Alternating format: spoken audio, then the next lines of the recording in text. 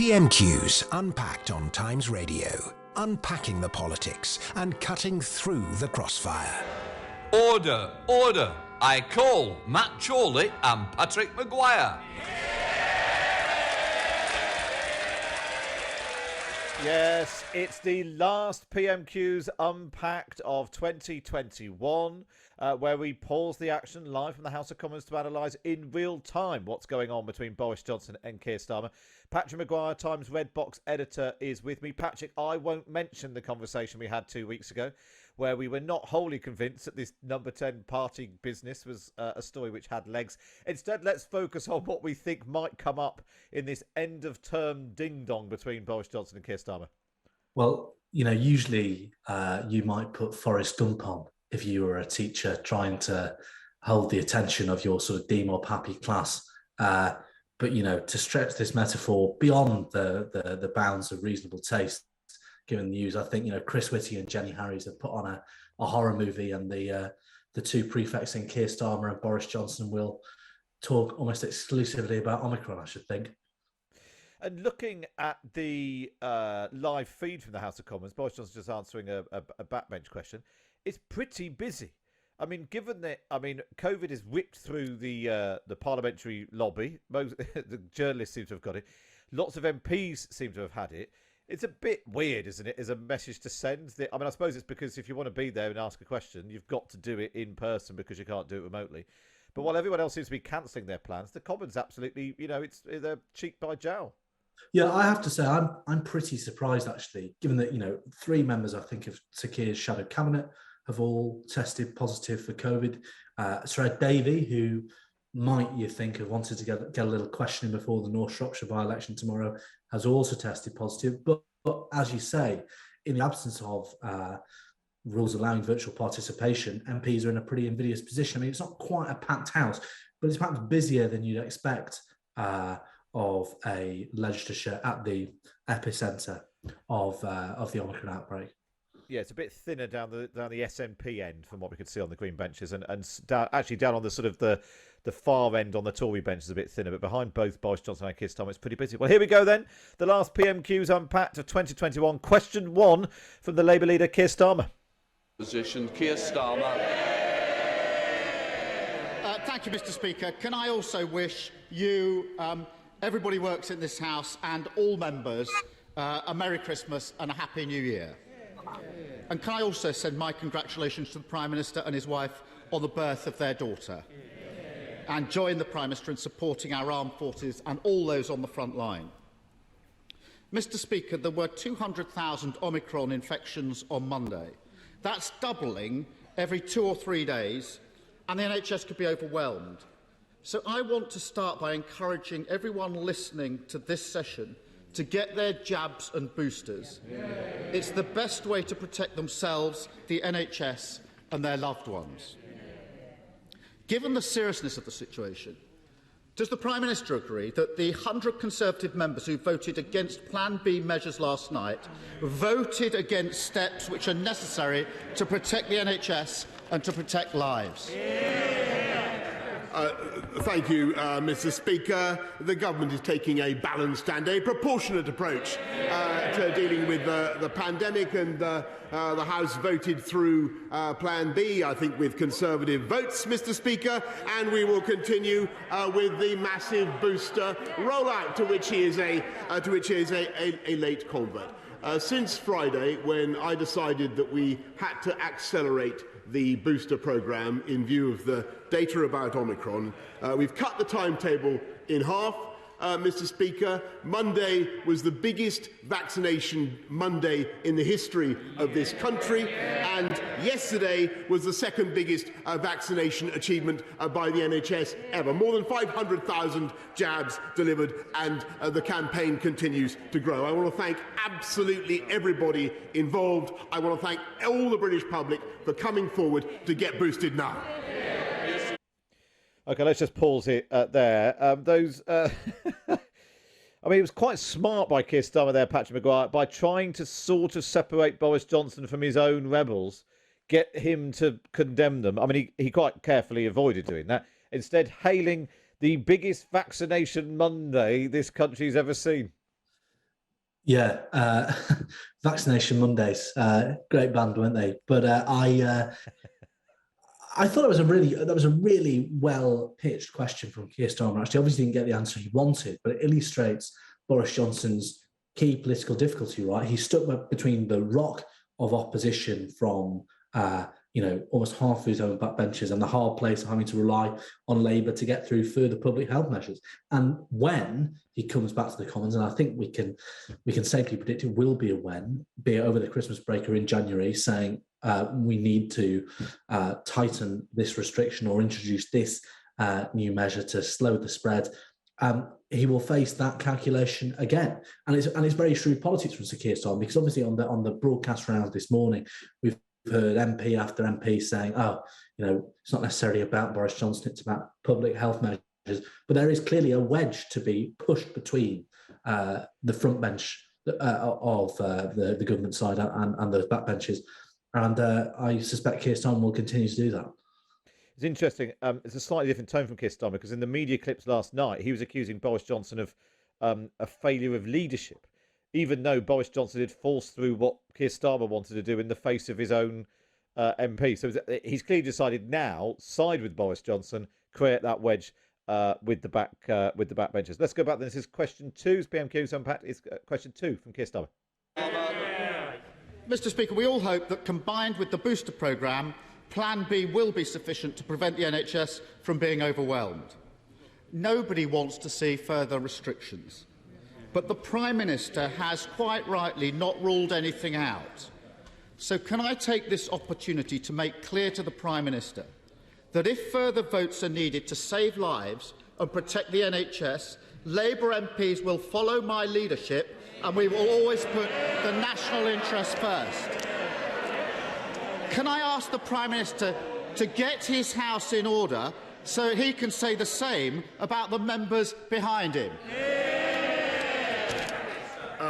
Yes, Mr. Speaker, if further measures are needed, as the House will understand, if further regulation is needed, of course this House will have a further say. As for following his leadership, Mr. Speaker, they wibbled-wobbled over Plan B, they wibble-wobbled over quarantine, and if we'd listened to him, Mr. Speaker, we wouldn't even have the vaccine rollout, because we would have remained in the European Medicines Agency. And we wouldn't have opened up on July the 19th, Mr. Speaker. We would have remained in lockdown. That's the reality, Mr. Speaker. I think. And that was me beginning to think I'd never hear that line again.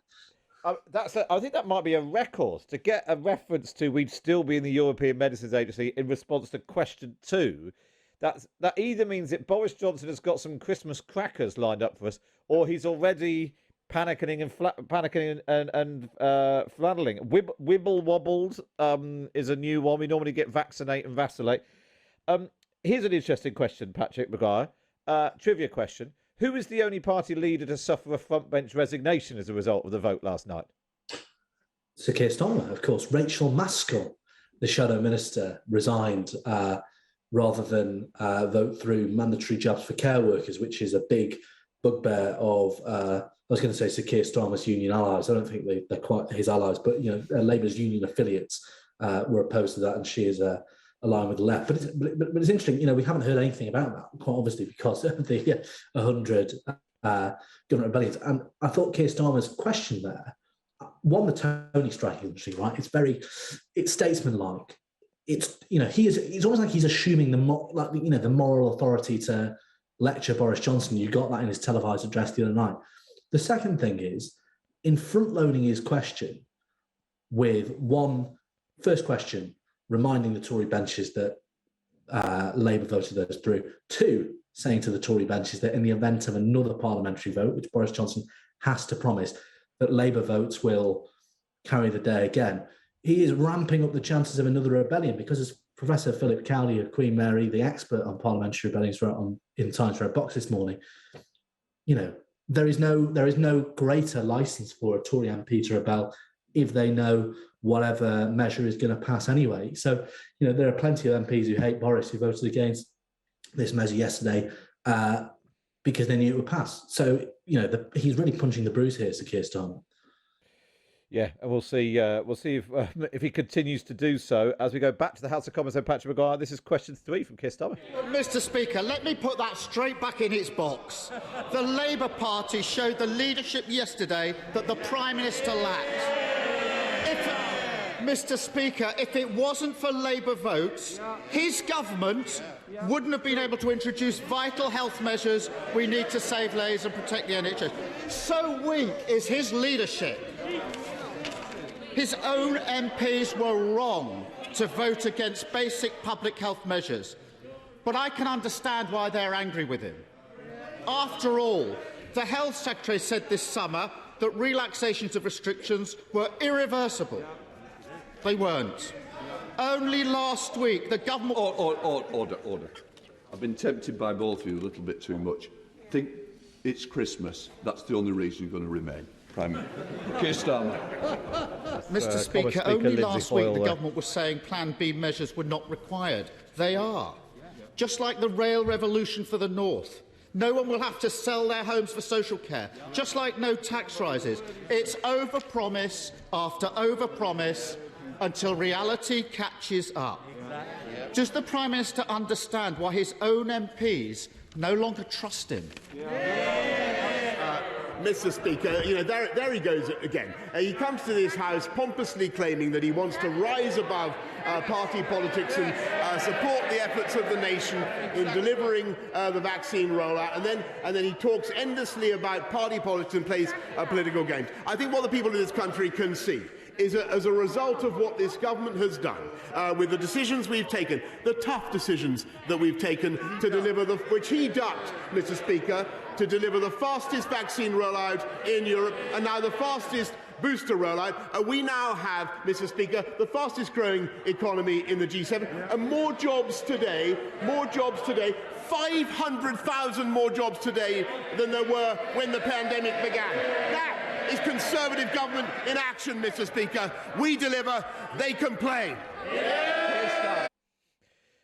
We deliver, they complain is not a very rousing slogan, Patrick Maguire. He's boasted there about the fastest growing this and that. He's got the fastest growing rebellion on his hand.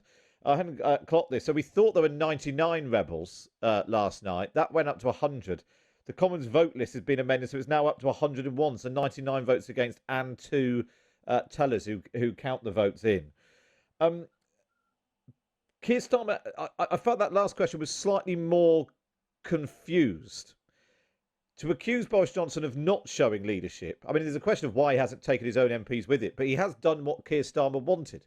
And so doing what's right in the eyes of the country and the opposition, rather than placating his own MPs, that is showing a degree of leadership, you could argue. But then again, trying to highlight he disagrees with the Tory MPs, but he can understand why they don't trust Boris Johnson. It's a slightly, I don't know, mixed message that he's now putting forward. Yeah, it is a slightly all things to all people line of argument, isn't it? He's at once saying these Tory MPs are, being completely irresponsible, endangering public health, but also saying they are almost prisoners of conscience who are more than entitled to rise up against such a shameless and hopeless Prime Minister. But, regardless, it's an attack that will sting.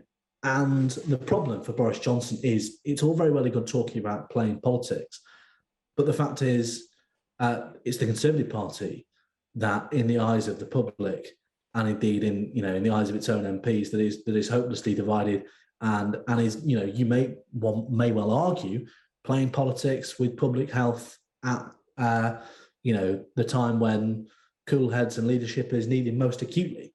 So yeah, sure, Keir Starmer's line is slightly confused logically, but I sort of guess it's his prerogative when his opposition is so hopelessly divided.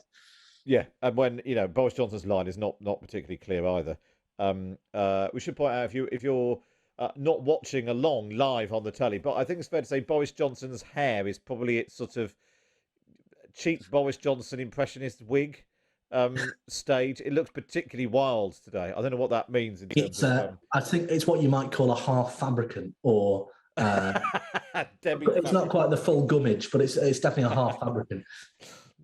not quite the full gummidge. Very good. Right, we go back to the House of Commons there. We continue PMQs Unpacked. Matt Chorley with Patrick Maguire, Times Red Box editor. Let's have question 4 from Keir Starmer. Mr. Speaker, the only person undermining public confidence is sitting right there. Here's the problem. His MPs are wrong to vote against basic public health measures, but they are not wrong to distrust him. Last week, the Conservative member for the Forest of Dean asked, why should people at home listening to the Prime Minister do things that people working in Downing Street are not prepared to do? Tory MP. The Conservative member for Shipley last week asked the Prime Minister, can he give me any reason at all why I shouldn't tell my constituents to treat these rules the same way that Downing Street treated these rules last year? Now, the Prime Minister's had a week to come up with a good answer. Has he done so? Mr. Speaker, the answer is very, very clear, and it's there in what the public are doing, Mr. Speaker, because they can see that the government is getting on with delivering on their priorities, not just on the economy, Mr. Speaker, but above all on delivering the fastest booster rollout in Europe. And he's fond of these European comparisons, Mr. Speaker, but we've done almost double the percentage of any other European country. We've boosted 86% of the over-80s in this country, 91% of those aged 75 to 79. That is an astonishing achievement, and I think that is what the people of this country are focused on, Mr. Speaker. And rather than the partisan trivia that he continually raises, when frankly he has a case to answer himself. I'm not sure Keir Starmer mentioned European comparisons there at all, although I have to say I'm not totally sure what Keir Starmer's question was. He was quoted the Forest of Dean MP's Mark Harper, who we heard from on Times Radio a little earlier, and the Shipley MP's Philip Davis, both no fans of the Johnson regime. We should point out that sitting directly next to Boris Johnson's left is Liz Truss, who is studying him with narrowed eyes, I think it's fair to say, very, very closely. Maybe she's wondering what she might be saying if she was at the dispatch box instead of him at PMQs. Well, at this rate, she will be in a fortnight's time, but anyway. Well, that's going to be my question about it. Are we discovering anything from this exchange at PMQs which either shores up Boris Johnson's position or exposes his fragility? Well, the risky thing for Boris Johnson, it was slightly surreal to hear Keir Starmer approvingly quote lockdown skeptic in chief Mark Harper and the honourable member for the 1950s Philip Davies, right? And that's not something Keir Starmer usually does. But in ventriloquising them and asking the questions of the Prime Minister that they asked, he exposed the fact that he doesn't have an answer. Much like before when he was asking his second question about volunteering Labour votes for their next division, all Boris Johnson can say is, you'll get a vote. There is clearly no substantive grounds on which he is either willing to engage or can engage with his MPs. And that's a very risky position to be in, particularly when you have dispossessed MPs like Mark Harper, a former cabinet minister, and, never possessed malcontents like Philip Davies, who is a maverick backbencher who, will not be bought or sold in political terms. It's a very risky position to be in. Yeah, well, I always think once a politician is accusing another politician of playing politics, then they are thrashing around. They are the ones doing the wibbly wobbling. Right, we've got 2 more questions to go. Let's see if, because both of them will want to give their backbenchers something to cheer themselves with as they head off for Christmas. So we've got 2 more. This is question 5 from Keir Starmer. I think that's no, he hasn't come up with a good answer. For weeks now, he claims that no rules were broken. He claims he didn't know what was happening in his own house last Christmas. I don't believe him. His MPs don't believe him, and nor do the British public. He's taking the public for fools, and it's becoming dangerous, because from today, anyone who tests positive for coronavirus faces a second Christmas in isolation. It will be heartbreaking for families across the country. The message from the government has to be, We know that following the rules won't be easy this Christmas, but it is necessary.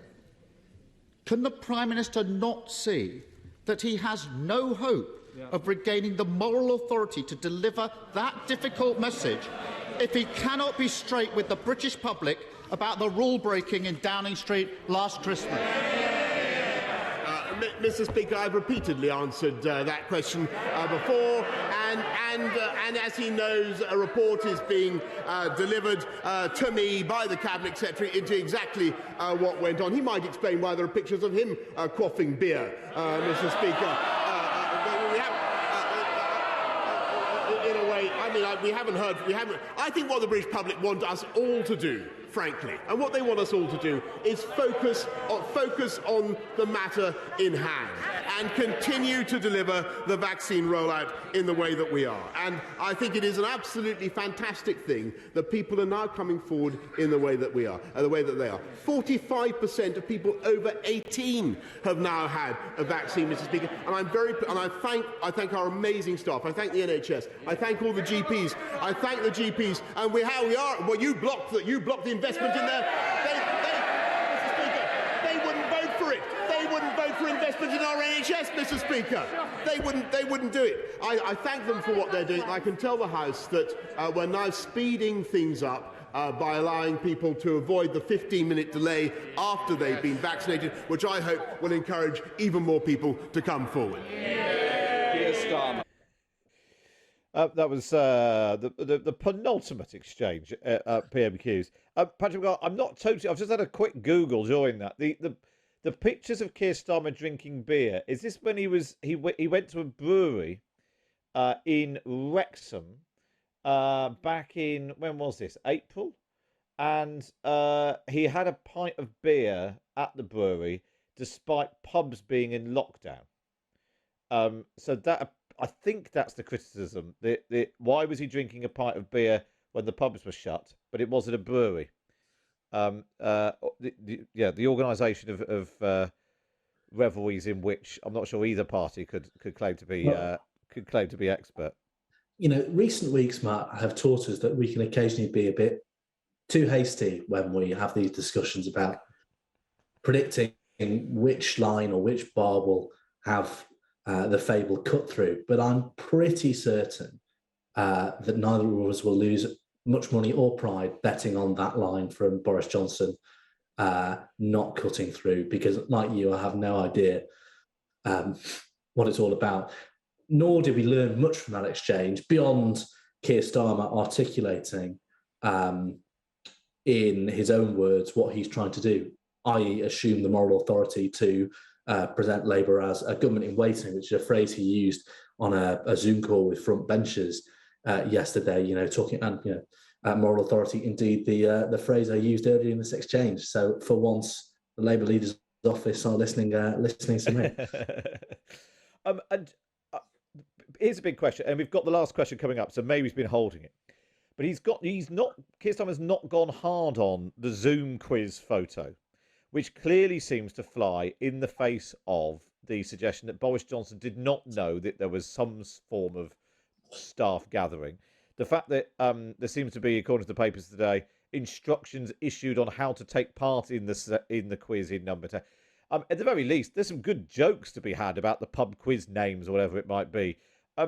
Actually, he seems to have eased off. They sort of made oblique references to the lack of trust and the promise, and so on. But he hasn't really gone hard on the thing that everyone else has been talking about this week, which is those photos.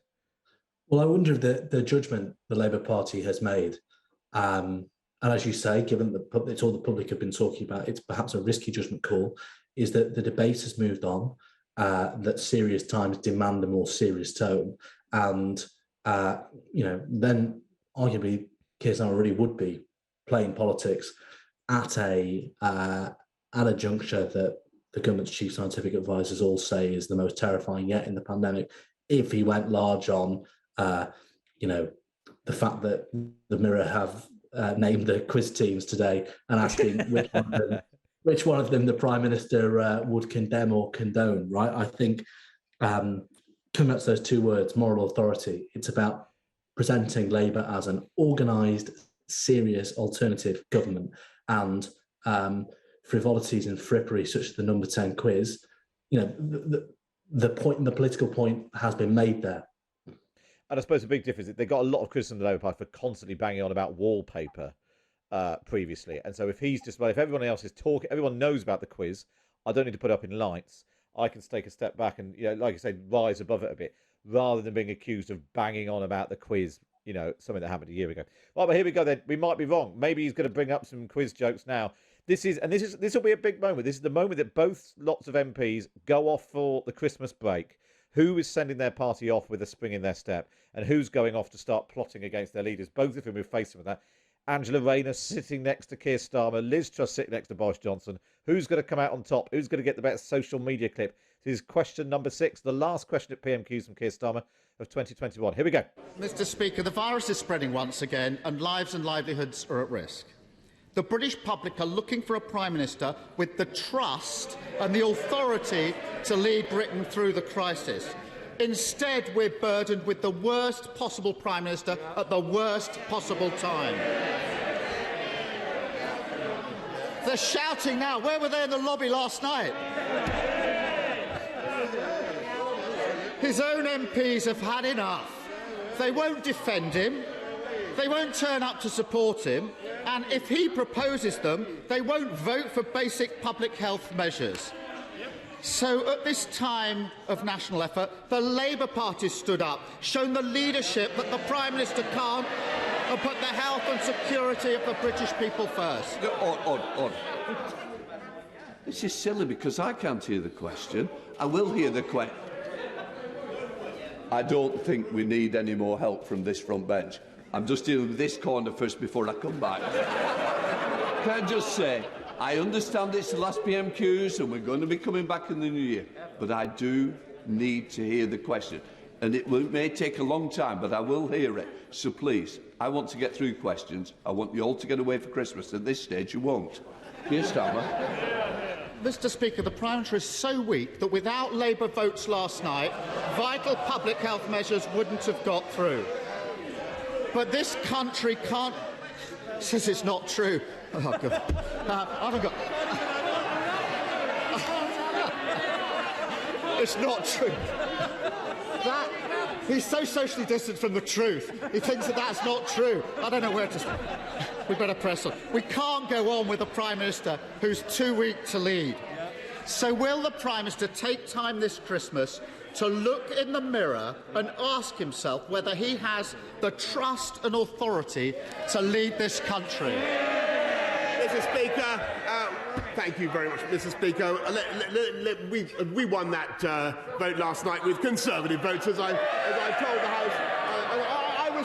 I respect the feelings and I respect the anxieties that colleagues have about... Of course I do. I respect and understand the anxieties, the legitimate anxieties that colleagues have about restrictions on their liberty, but I believe, and on the liberty of people, but I believe that the approach that we're taking is balanced and proportionate and right for this country. And let me tell you, Mr. Speaker, let me tell the House about some of the... He talks about leadership, some of the decisions, the tough decisions that I've had to take. I had to decide to stay out of the European ventilator scheme, so we had our own ventilator challenge, which he then ridiculously attacked. I decided to go ahead of the rest of Europe with the vaccine rollout, Mr. Speaker, which would have been impossible if we'd listened to him. I decided to go ahead with opening up our society and our economy on July the 19th, which he opposed, Mr. Speaker, which he opposed. And frankly, if we'd listened to him, never forget, we would not now have the fastest economic growth of the G7. It's because we took those courageous steps, Mr. Speaker, that we now have 500,000 more people in work now than there were when the pandemic began. And yesterday I saw 1.2 million job vacancies, Mr. Speaker. That is what Conservative governments do. They create employment. They create business opportunities. And above all, Mr. Speaker, we vaccinate, they vacillate. They jabber, we jab. They play party politics, Mr. Speaker, and we get on with the job. They play party politics. We have Christmas parties would have been a better way of finishing off. Now, I thought Keir Starmer would be kicking himself there, Patrick Maguire, because he was building up his big peroration, and then Lindsay Hoyle interrupted it. To remind the class not to touch the lathe to return to an earlier. As it's Christmas, Patrick, give us another. Don't touch the lathe. Don't touch the lathe. Come on, I've told you, it's your own time you're wasting. Okay. Yeah, well, exactly, but that speaks to the end of term jitters that are taking over the House, and that monologue, that closing monologue from Boris Johnson made Kevin Keegan in 1998 look like a picture of composure. It was several hundred words in search of a point. No semblance of an argument. It was. Amazingly unprepared, actually. It was just a greatest hits. There was no, there was no new line of attack or new phrase or concession or anything. Just finally, Patrick, because I'm slightly conscious of the time. Keir Starmer asking Boris Johnson to look in the mirror this Christmas, dangerously close to telling him he should resign without actually doing it. Yes, exactly, But this is an ideal situation for the Labour Party. As long as the Conservative Party is divided and reliant on Sir Keir Starmer for the passage of key public health measures, there's no point in Keir Starmer being the one to tell Boris Johnson to resign. It actually suits the Labour Party to a T to have Tory MPs making that point implicitly. Well, there we are. The last PMQs Unpacked of 2021. Boris Johnson and Keir Starmer going at it. I'm not sure we learnt a huge amount, apart from maybe a slightly tighter Keir Starmer operation. They've got a plan. I think it's his best yet, actually. I think. Yeah. It's a low bar, but yeah, we'll see. We'll see how that pans out in the polls and so on.